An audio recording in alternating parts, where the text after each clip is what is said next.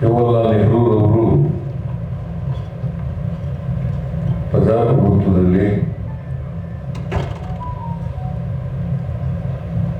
ಜಾತ್ಯತೀತ ತತ್ವದಲ್ಲಿ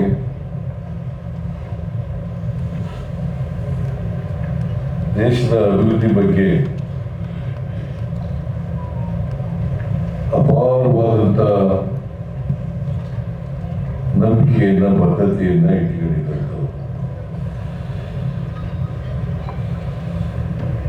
ದೇಶ ಸ್ವಾತಂತ್ರ್ಯ ಆದಮೇಲೆ ಮೊದಲನೇ ಸ್ವಾತಂತ್ರ್ಯ ದೇಶದ ಪ್ರಧಾನಮಂತ್ರಿಗಳು 17 ವರ್ಷಗಳ ಕಾಲ ದೀರ್ಘಕಾಲ ಈ ದೇಶದ ಪ್ರಧಾನಮಂತ್ರಿಯಾಗಿ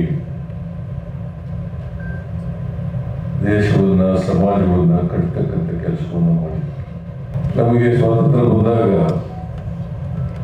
ನಮ್ಮ ದೇಶ ಆರ್ಥಿಕವಾಗಿ ಸಾಮಾಜಿಕವಾಗಿ ಅಷ್ಟು ಬೆಳೆದಿರಲಿಲ್ಲ.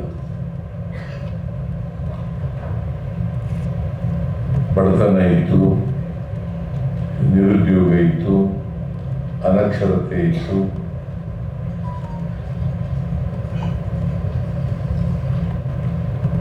ಹಳ್ಳಿಗಳ ದೇಶ ಭಾರತ. ಸುಮಾರು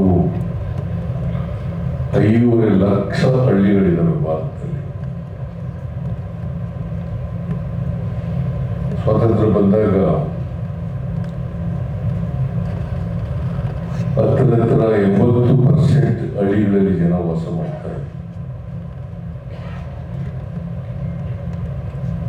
ಎಲ್ಲ ಜನರ ಬದುಕನ್ನ ಹಸನುಗೊಳಿಸ್ಬೇಕು, ಹಳ್ಳಿಗಳ ಅಭಿವೃದ್ಧಿಯನ್ನ ಮಾಡಬೇಕು.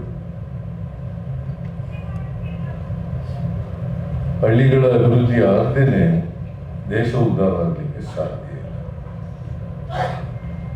ಅದಕ್ಕೋಸ್ಕರನೇ ಪಂಚವಾರ್ಷಿಕ ಯೋಜನೆಗಳನ್ನ ಮಾಡಿ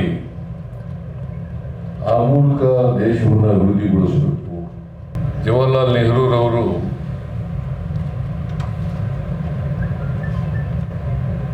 ಪ್ರಜಾಪ್ರಭುತ್ವದ ಪ್ರೇಮಿಗಳು. ಇವತ್ತು ಪ್ರಜಾಪ್ರಭುತ್ವಕ್ಕೆ ಭದ್ರ ಬುನಾದಿಯನ್ನ ಯಾರಾದರೂ ಹಾಕಿದ್ರೆ ಅದು ಜವಾಹರ್ಲಾಲ್ ನೆಹರೂರವರು.